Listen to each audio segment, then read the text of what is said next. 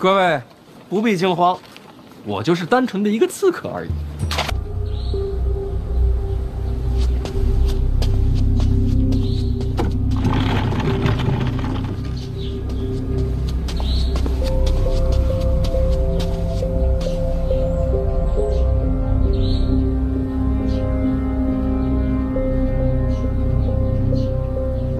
假死欺君，这种做法愚蠢至极。不然呢？我还能怎么做？就是有天大的事情，也应该熬到回京。人命关天，我等不及。难道你的命不是命？所以呢？陈院长现在就是取我性命来的。现在的处境，你应该自己清楚。我知道。这是什么？所有人都告诉我，现在蒹葭必死无疑。我唯一的活路就是离开京都。离开京都，与死无异。照你这么说，一条活路都没有了。说对了，见驾就是去死。你要想活，就必须先死。只有拼死见驾，你才有活的生路。如果陛下这次不杀你，你就可以熬过一劫。可是我现在根本就见不到他。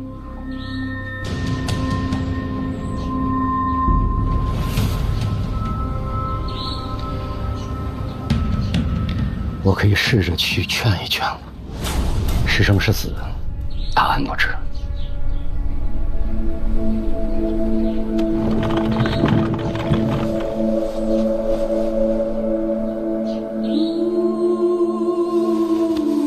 我知道你现在不信任我，这样很好。如果你一直还是盲信于我，那真的完了。但你如今没得选择。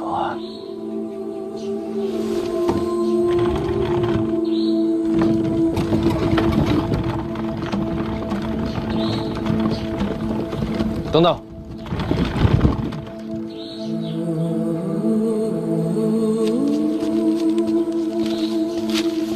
帮我把这个交给陛下。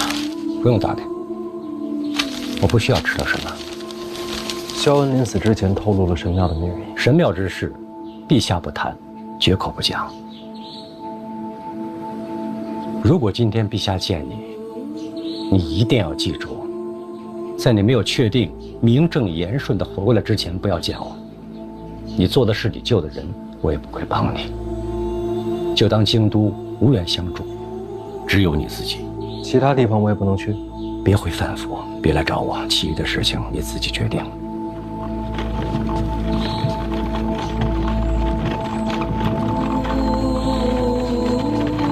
多谢。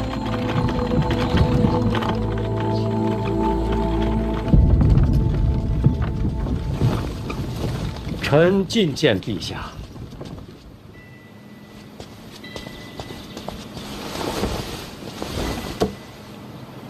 臣有喜讯向陛下禀报。范闲死讯传遍京都，已激发起我大庆文人同仇敌忾，奋发奋进。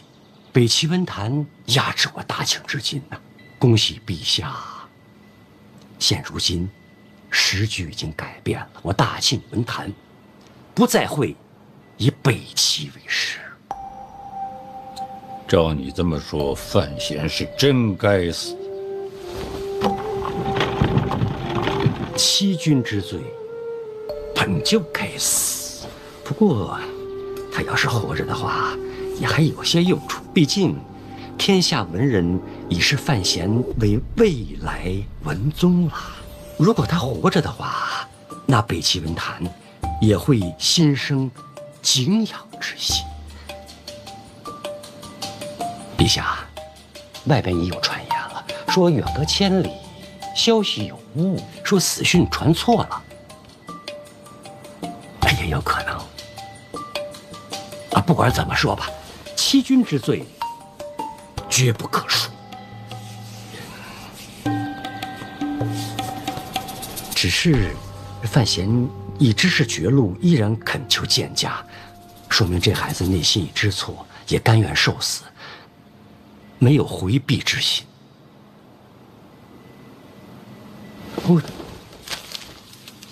您看，这是这孩子给您准备的礼物。您说这孩子北齐遇险，生死一线，可心里牵挂的还是陛下。这孩子就是该死嘛！要不然陛下先见他一面，然后再杀他，也不迟啊。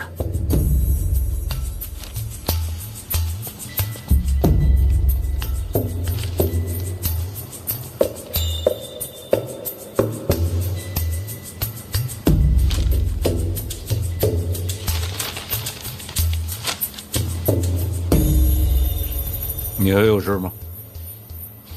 臣告退。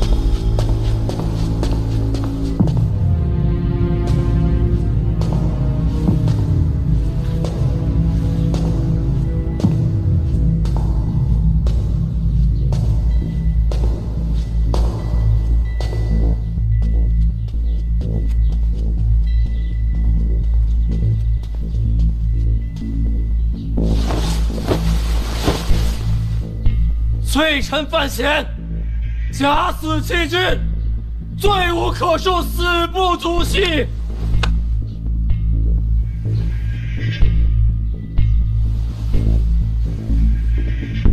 臣自儋州长大，不闻天下之事，无凌云之志。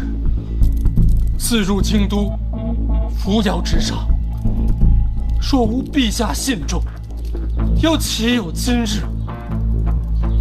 臣虽未直言，但又怎能不念陛下之圣恩？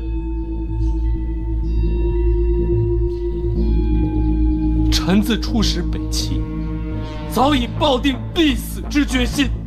所谓生死，又怎及陛下信重之万一？今日见驾，不为其他，只愿将臣北齐所知之事托付陛下，切莫因臣一人之身死，牵累国事。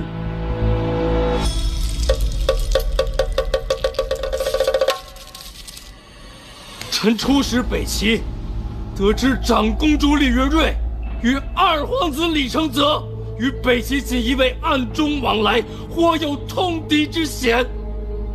臣随使团归途中，遭李承则手下以臣身边亲友相逼，逼迫臣俯首听命。臣无奈之下，只好假死脱身。虽有缘由，终究荒唐。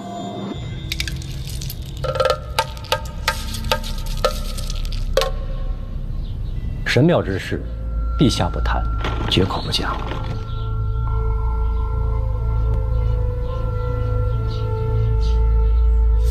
除此之外，萧文死前向臣透露，神庙之所在就在极北之地。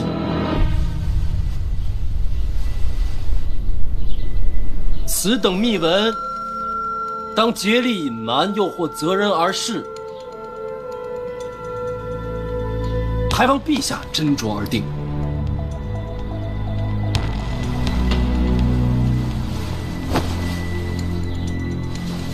臣在北齐所知所闻，如今已尽数告知陛下。至此，即便是身死，也再无遗憾了。唯一可叹的是，生死一别，再无机会为庆国尽心，为陛下尽忠。臣死后，若是魂魄有灵，亦将护佑庆国，护佑陛下。愿庆国四海归一，愿陛下无病无灾。臣言已尽，俯首领死。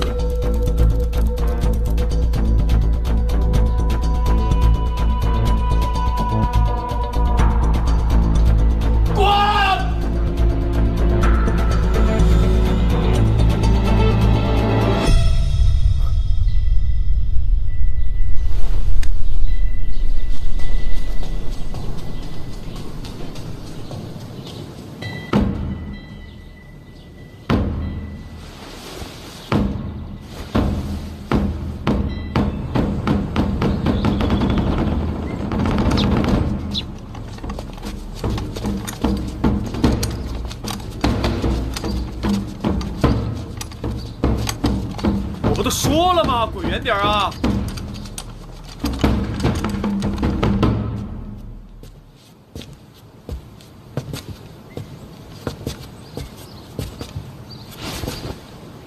好久不见，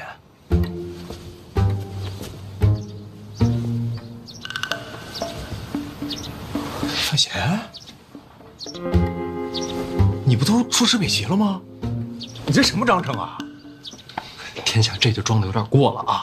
什么意思啊？城门挂着我的挽联呢，我的死讯你能不知道？我最好是不知道吧？什么是好太子啊？不知道才是好太子啊！我人都站这儿了，我看不见。你就不想知道我为何假死回京？我眼瞎，吴二龙。李云瑞和李承则同谋，暗通北齐锦衣卫，走私敛财，图谋不轨。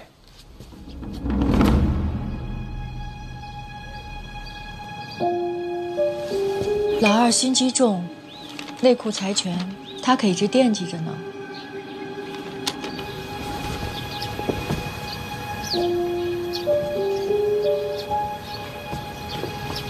不可能，这事绝对不可能！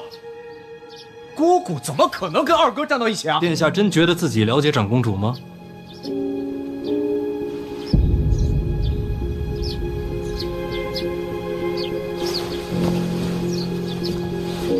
你从哪儿得来的消息啊？北齐锦衣卫镇抚司指挥使沈仲有实证吗？庆国边境有处小镇，名为史家镇。北齐走私物资运往境内，多在此处囤积转运。把这镇上的商铺查一遍，就能真相大白。也就是说，你所有的消息都是这个叫沈仲的人给你的，对吧？北齐小皇帝帮我查。小皇帝凭什么帮你？我接了走私的买卖，所以李承则想杀我。我派人连夜赶往史家镇。殿下这会儿不聋了？生死存亡，顾不了那么多了。我送你回使团啊。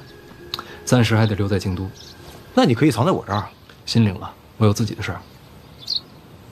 你现在生死攸关，有任何需要尽管开口。那就先多谢。殿下，你我合作，切不可让李承则知道。那是自然，绝密啊！方才那些护卫，哎，我关他们一段时间啊，想不到有朝一日，你我二人会联手啊。各取所需罢了。保重。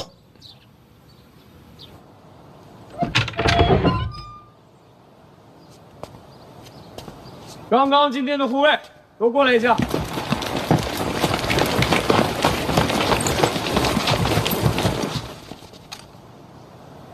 哎，都齐了吗？齐了。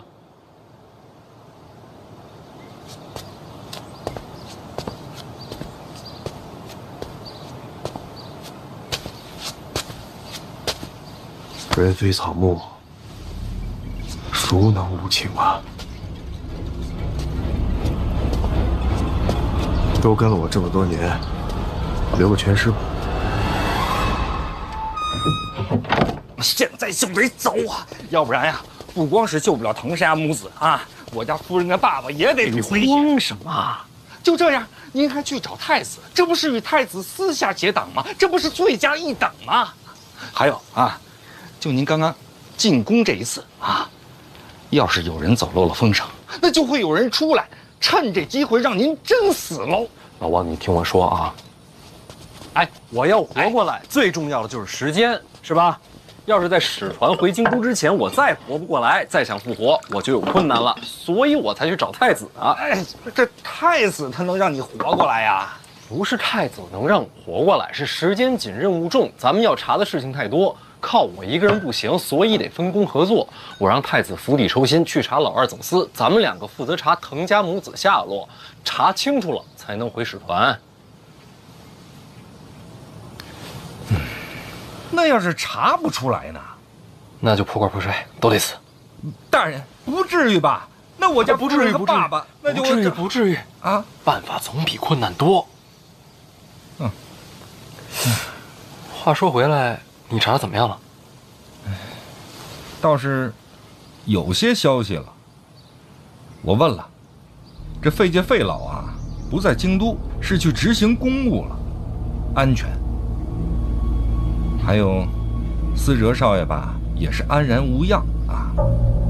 我问了，说他总是早出晚归的，也不知道在忙什么，但是没有被挟持的迹象。所以失踪的就只有滕家母子。他们倒是也有消息了，有人看见他们被带走了。看到带去何处了吗？抱月楼啊，抱月楼，什么地方？青楼。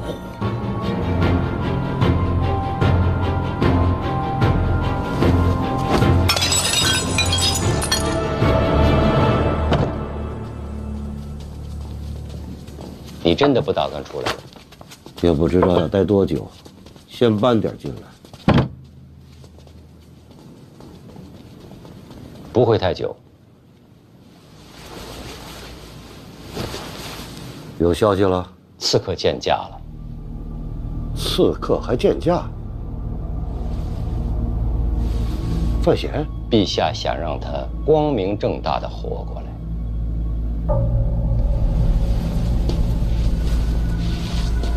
那他时间可不多。使团抵京，一切尘埃落定，他可活不过来了。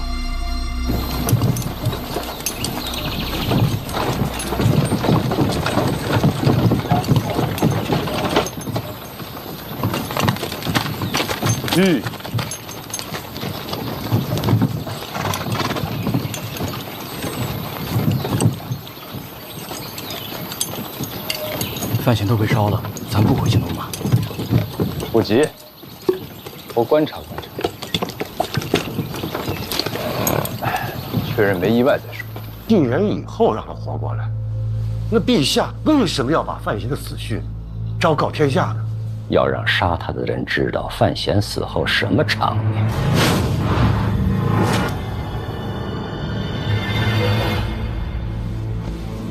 天下震动，快成国葬。毕竟庄莫涵把自己的藏书都传给了他，意义非凡，文坛传承。再一个，陛下就是想要敲打敲打他。这孩子什么都好，就是太离经叛道了。范闲能明白吗？明白归明白，听话不可。这其实是个好机会。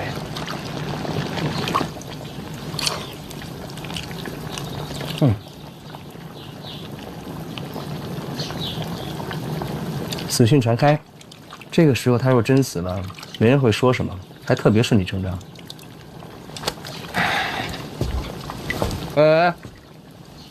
干嘛去？您的意思不让我杀范闲吗？人找着了吗就杀。啊，那找到通知我一声。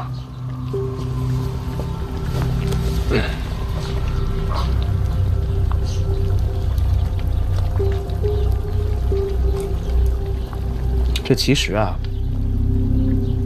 找到范闲不容易，但可以让他自己出现。那他应该在哪儿出现？还能是抱月楼啊！抱月楼，要想找到滕家母子，范闲必去抱月楼。你不出手帮他吗？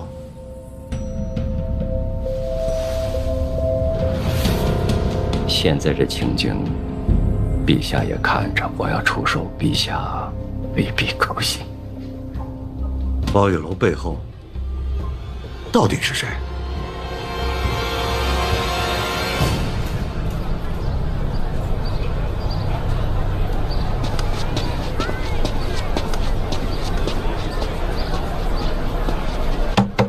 开门。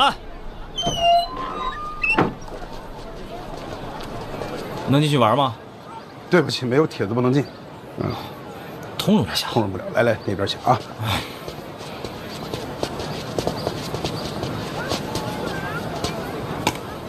哟，里边请，里边请，玩的开心，玩的愉快啊！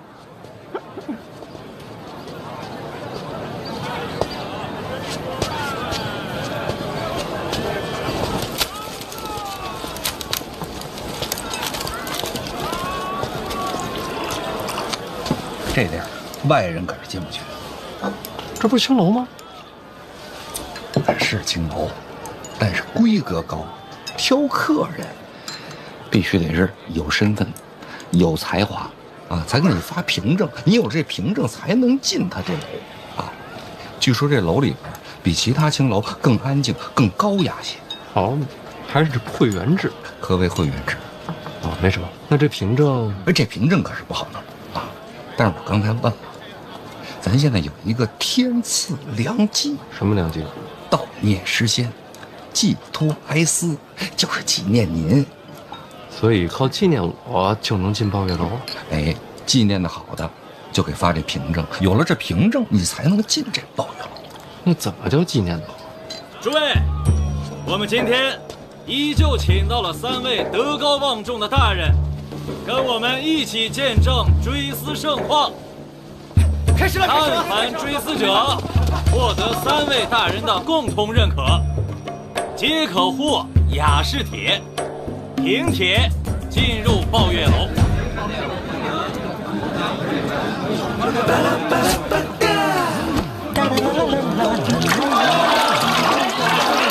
完了这是。进不去，黄河水天上来。祈年殿，醉酒赋诗，我才必有用，千金3斤还不来。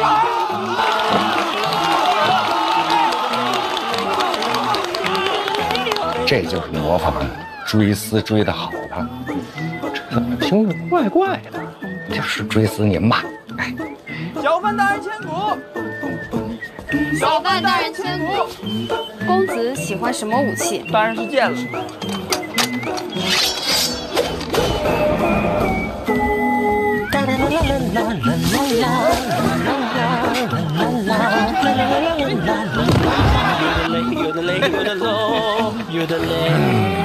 尴尬。您看这就属于追思的不行的，模仿秀。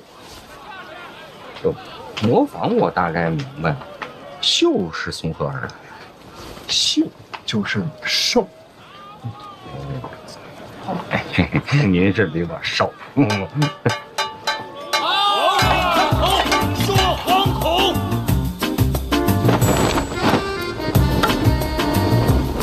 大爷，大爷，你查查。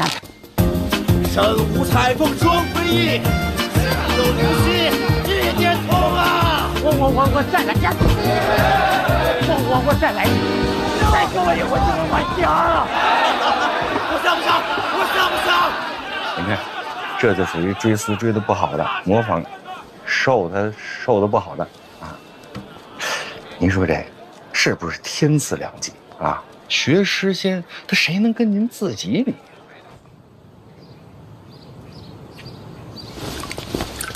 大人，咱不是要潜入抱月楼去探听消息吗？为何不报名上台呢？若是抱月楼中门大开，广迎宾客，或许还可以一试。大人啊，你怎么给大人喝这个？哦，这还行啊，这个。哎，夫人，哎，我来。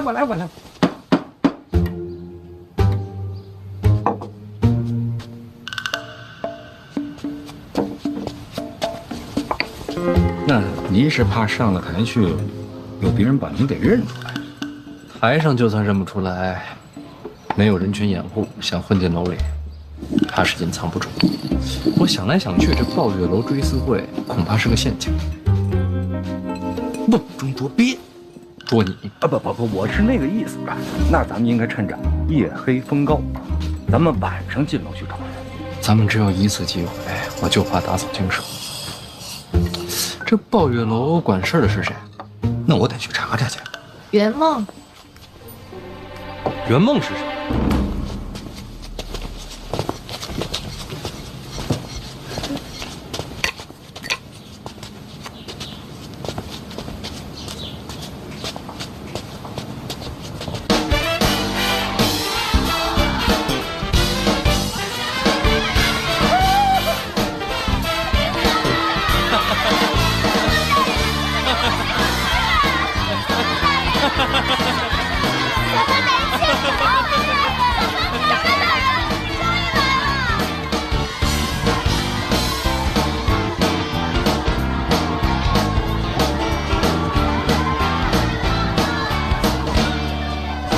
圆梦，袁大家，曾是流金河夸魁，司礼礼之前，属他最具盛名。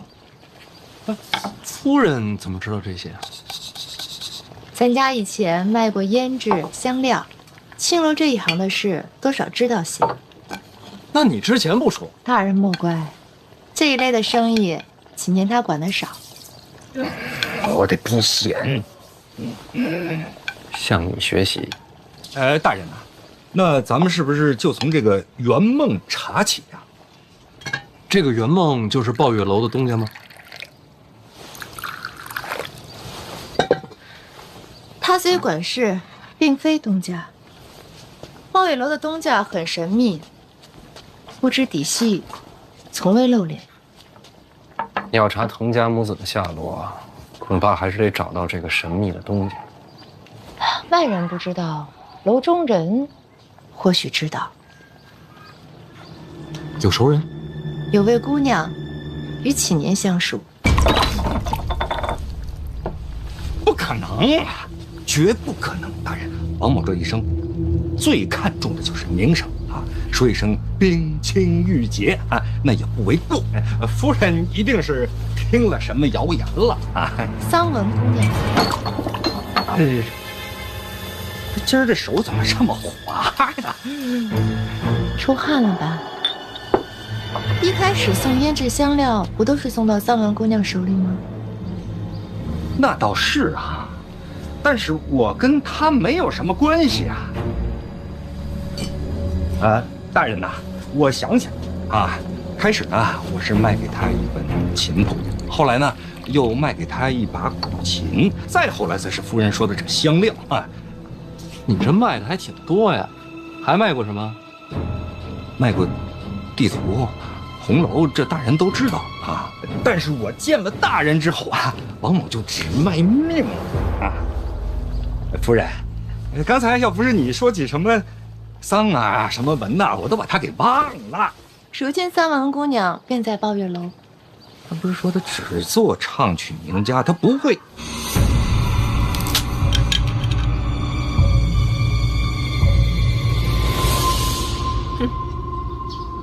大人万幸啊，启年看来是没忘干净，想必能帮大人搭上这条线。哎呀，怎么坏了？不知道。我去换一个。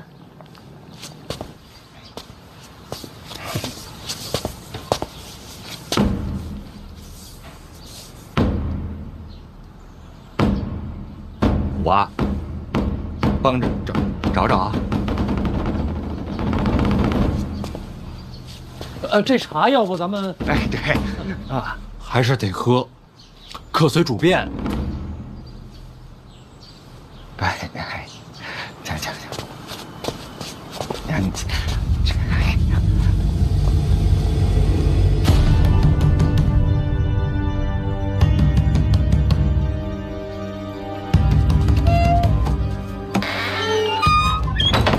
勺放哪儿了？哎呀，在这儿呢。去吧，大人等着你聊3姑娘。但我真的跟他不熟啊。再说人家在抱月楼呢，对吧？我就是想见，我也没有机会见。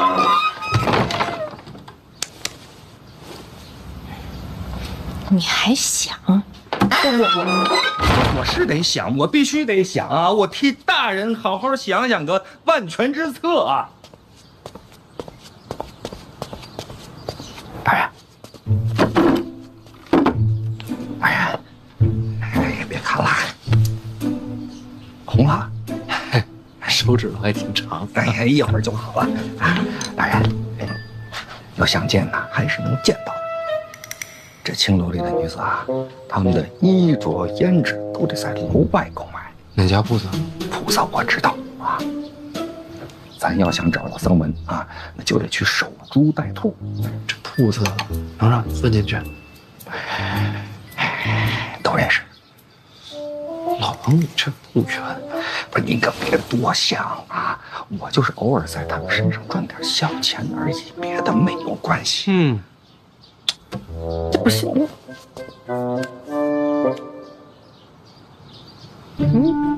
问心无愧吧？那你刚才不说清楚？大人没成器，您不懂。即使是问心无愧，也不能多说一个字，不然会节外生枝的。这女人呐，疑心不可生啊！这男人呐，平安才是福。哎呀，成亲不易呀！哎，那咱们现在就走啊！走。哎，夫人，我陪大人去办点公事啊。记得带上一条兰花帕子。好嘞。怎么了？什么意思？什么意思啊？咱要去的那家铺子，最有名的就是兰花帕子，精彩。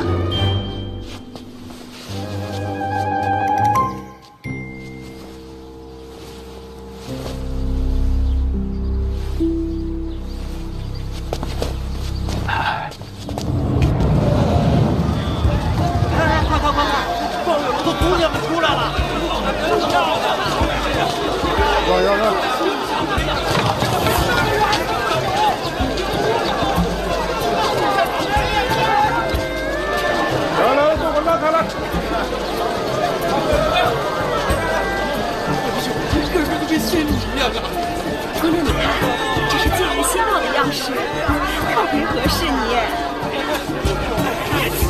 说什么都好看。你眼光真好，合适你。这个不错，这个也好看。你觉得这个怎么样？最喜欢这个颜色了，手工绣的多漂亮！手工绣的，真漂亮啊！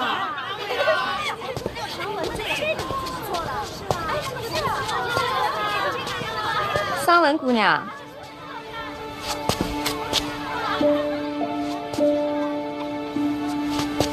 昨日晚霞如烟，我猜桑姑娘啊也该来了。上次您要的东西已经都给您备好了，姑娘请。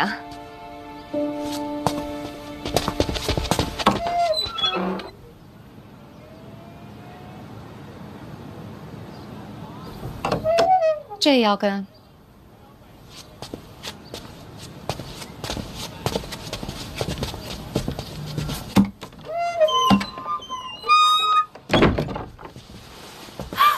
姑娘，别喊啊！熟人啊！我王谨言，哎，这是乔装打扮啊，这个你拿着啊。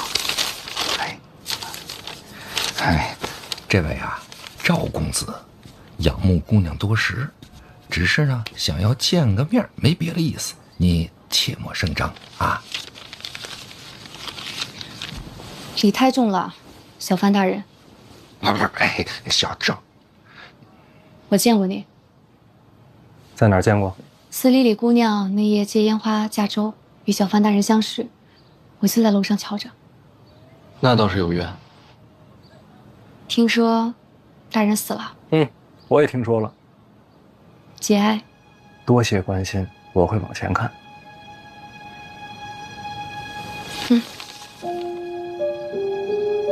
什么意思？大人是想查抱月楼？你听谁说的？我可没说啊，这。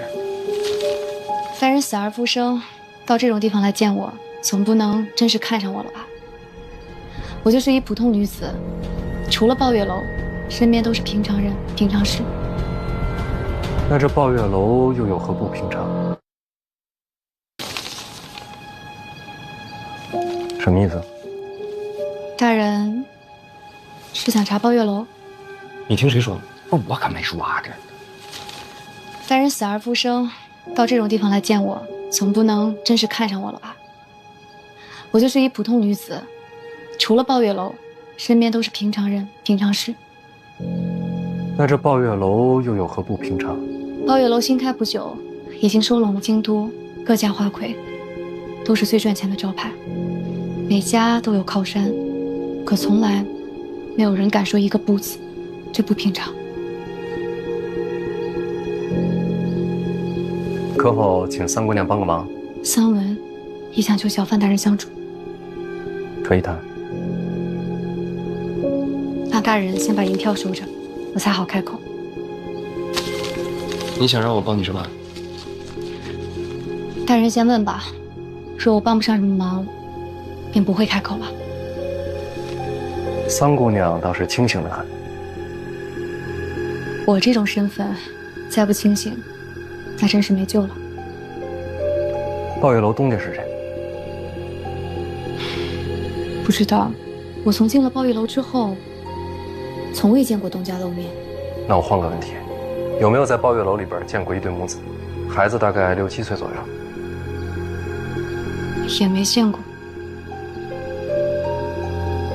大人想找的人，应该不是自愿进抱月楼的吧？不是，是被强行带走。他们抓来的人，我们都没有见过。若真有这对母子的话，应该和那些人都关押到一起了。关在哪？没人告诉过我们。新抓来的是谁，我们也都不知道。哦，前几日有一个丫头被打得狠了，夺路跑到了前院，还撞上了我。如果那对母子真的被抓，她或许见我。这姑娘叫什么？不知道，我只知道她好像姓金，她爹是个卖菜的。张姑娘，该走了。知道了，换好衣服就出来。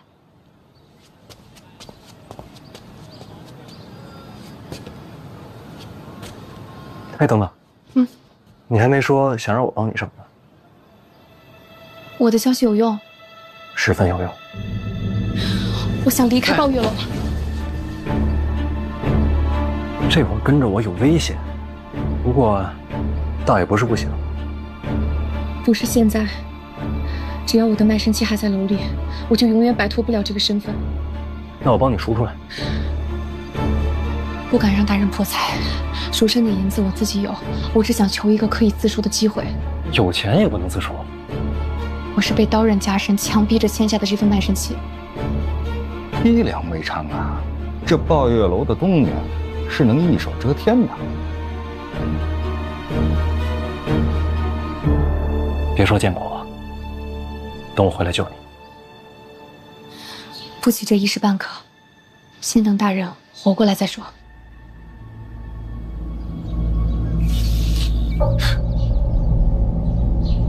代家，这几日的追思会，所有人名单都在这儿，未见范闲露面。王启年家有什么动静？动静倒是没什么，各地方我也安插了人员看着，只有母女2人进出，未见他人。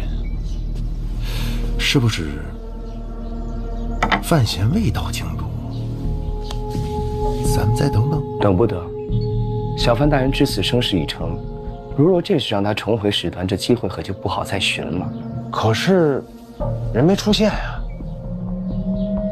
吴九，你知道这世上最感动的时刻是什么吗？哎，金榜题名，是一家团聚。你知道一家团聚的前提是什么吗？得先有个家，得先分，才有聚。吴九，去把王启言的妻女请来，我想看阖家团圆。是。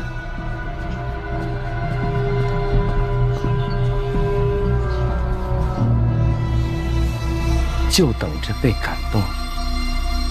哎，我都打电话了，就是这条街。一会儿，这鲍月楼负责谈卖的车队就会从这块路过啊。记住啊，最后那家车里边不要再晃，那晃的里边菜呢没有封实，它能藏人。确定吗？确定。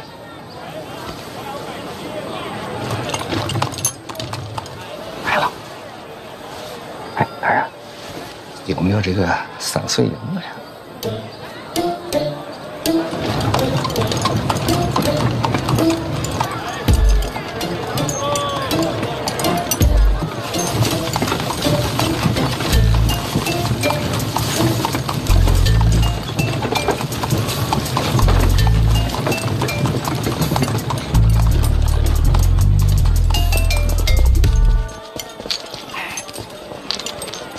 银子这么些个，大哥，我的，哎，那个银子，哎，走过来，别抢，是我的，这快点，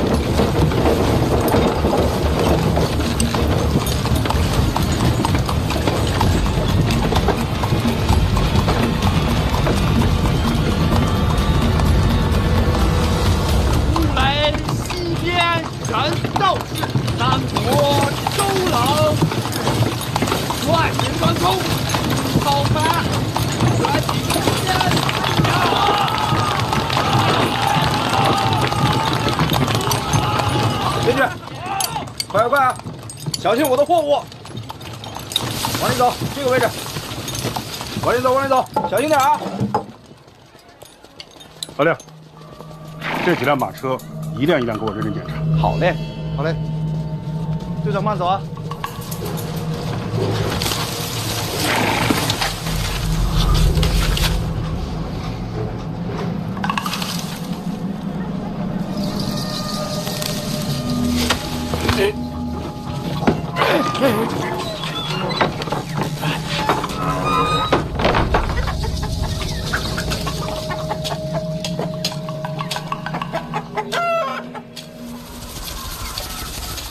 我见过你，我不认识你。你上过台是不是？哥爷，再给个机会，再给个机会，给我一个机会，再给我一回。就这么想进去？比我命都重要。你也不年轻了，注意身体吧。无所谓，只要能见到我女儿，我怎么样都没关系。你女儿在鲍月楼，为什么？为了500两。你卖女儿？我再混账也不干这种事。那是俺家丫头为了替我还菜钱，她把自个儿卖了。还菜钱？买什么菜能欠500两？是卖菜。那宫里采办菜蔬的代公公从我这边收菜。等会儿，你是卖菜的，姓金？你怎么知道？哎，放这边，放这边，好，都放好了啊！别弄坏了，别弄坏了，我去拿只鸡。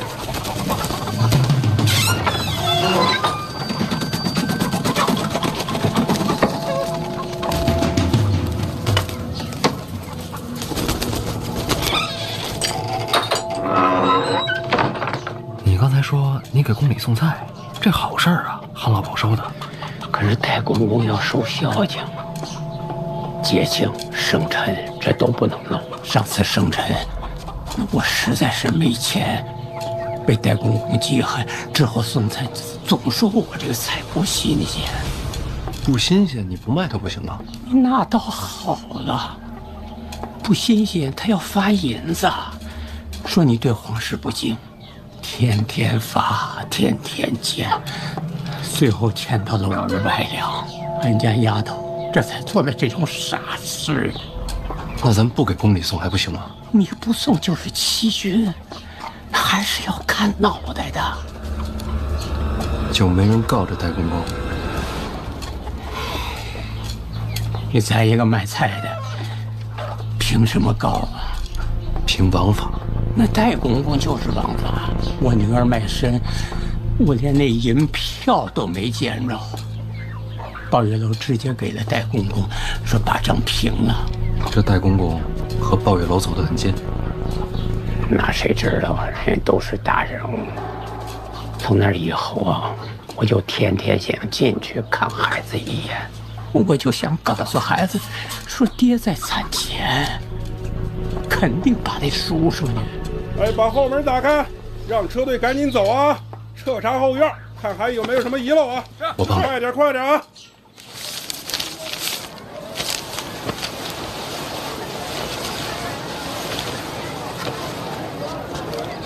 大人，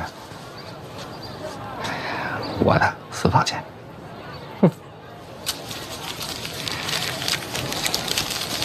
咱都收拾吧。我不害怕。你说这，对，不用亏，我呀也是在利用你，不是帮你啊。儿子，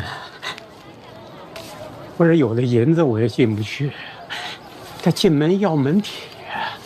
快点！我赶紧跟上！快点！快！我帮你解决。现在出船，周继北，横村草木生，30花剑位，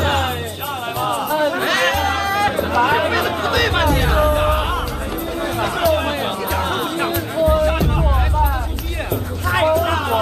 连3月，将红花甲，思想，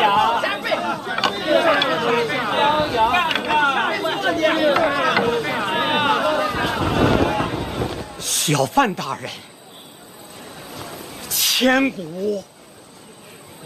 这老头怎么那么乖啊？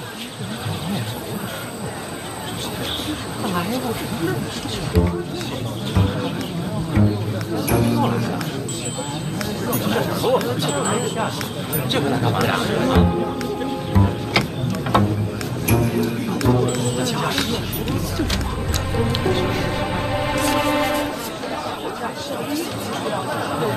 有模有样的啊！是吧？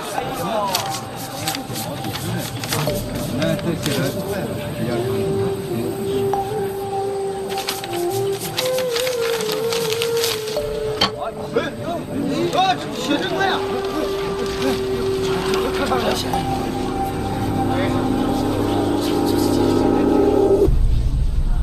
真像啊！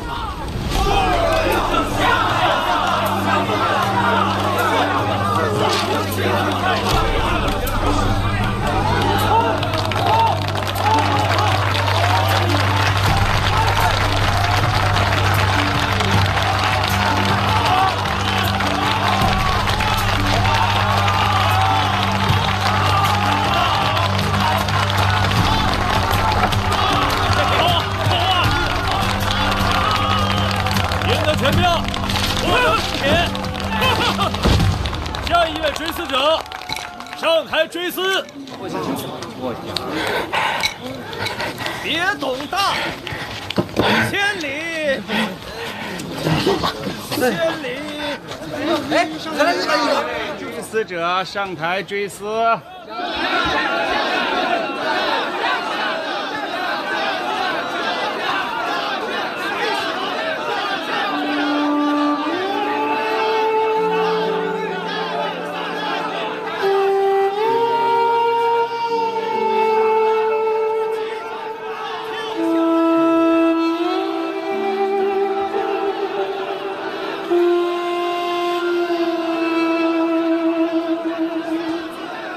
里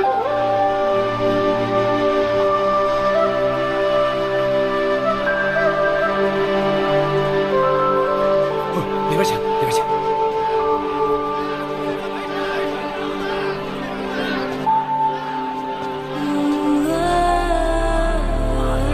哎，大人，他遇见您啊，这真是他的好运气。宫里办菜书的戴公公，听说过吧？简书司的戴公公听说过，没见过。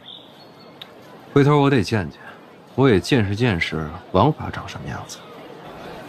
大人若想往上爬，就得学会与光同尘，就得学会睁一只眼闭一只眼。这种人也配称作光？哎，光不光的，毕竟人家是宫中行走啊。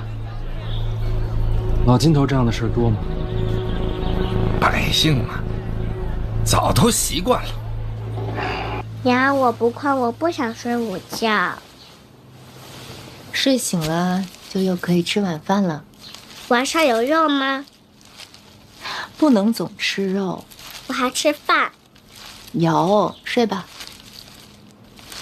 娘，爹和范叔叔为什么都从井里走？你爹和范叔叔回来的事情，不要和任何人说，知道吗？我懂，娘你放心，我去和三丫他们玩，都说我爹死了。那倒也不必。爹回来啦！你爹回来不用敲门。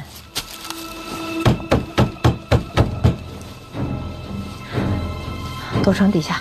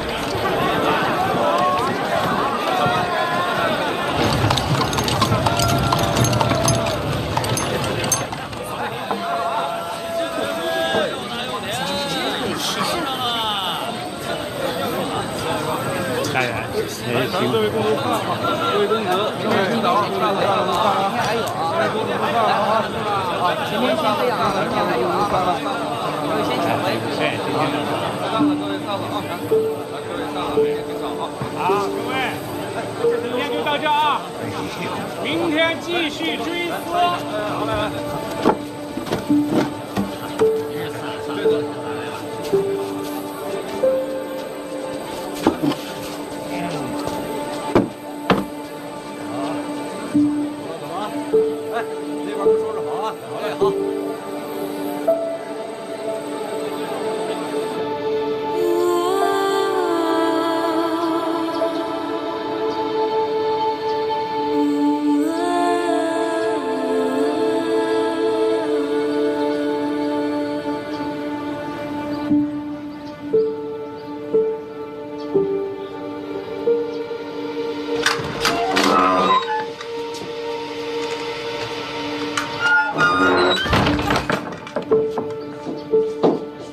出来了。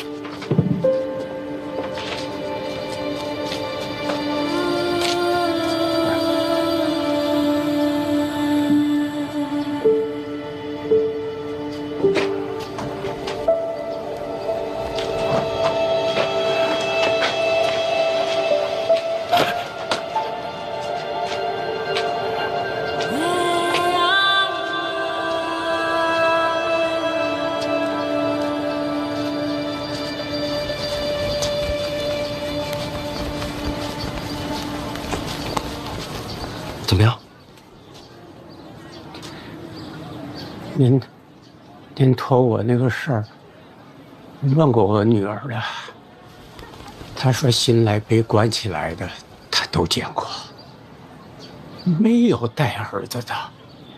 您放心，您找的那人他不在宝玉楼。人要是不在，线索可就断了。安仁，你明天可以来试试。什么意思？我女儿说，楼里人啊教训过新来的，说明天白天东家要来。鲍有楼的东家，那可是挺神秘的，没人知道那是谁。人有银子，如果见到东家，可以问问。哎，您女儿呢？怎么没跟你一块儿出来？他们是说500两只够2个时辰，让我用那500两跟我自己的女儿。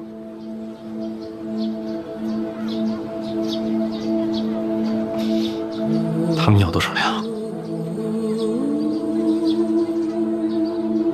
？1万两。我这一辈子都不可能攒出这1万两啊！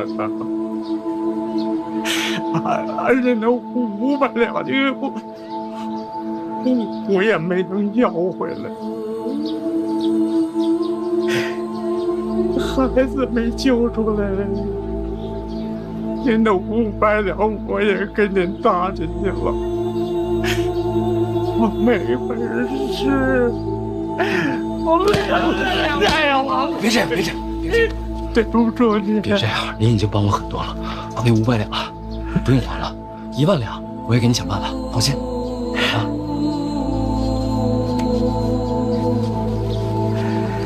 我这就卖菜，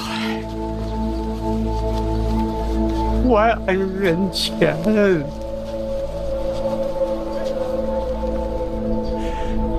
能活着就好。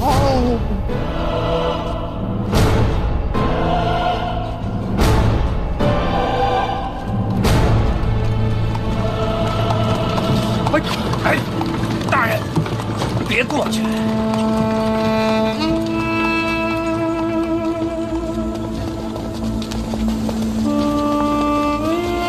开嘴！一边去！走，大人！收拾报关。闹事误伤，赔多少银子，咱们都认。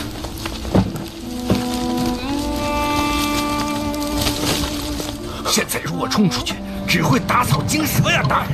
刷干净，刷干净！别看了，别看了！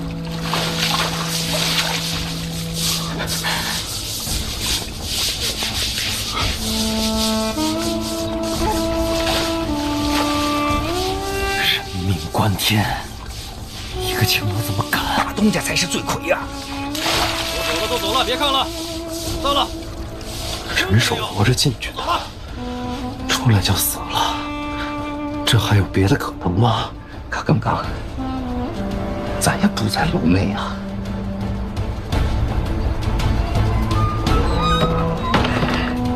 我明天一定会过来，我倒要看看这抱月楼的东家到底是谁。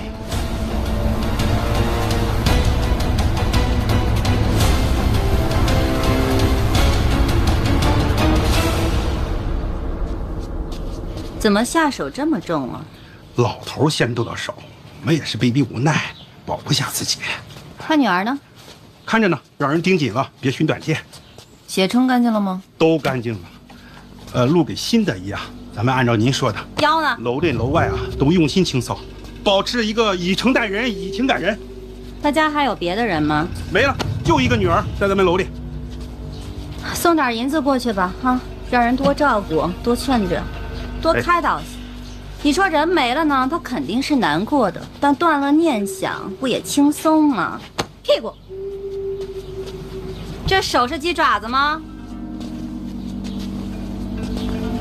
告诉那姑娘，老人的白事这楼里面就给办了，让这孩子好好努力，将来当一个花魁，回去扫墓，老人在九泉之下看着也高兴些。袁大家就是太心善了。再来一遍。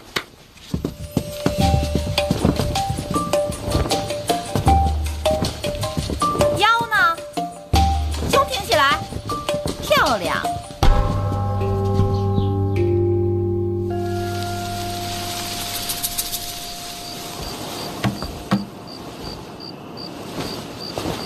哎，大人，按老金头所说，这简叔司的戴公公那也是一丘之貉呀。但是您别着急啊，等您彻底活过来，咱再接着查啊。你看，怎么了？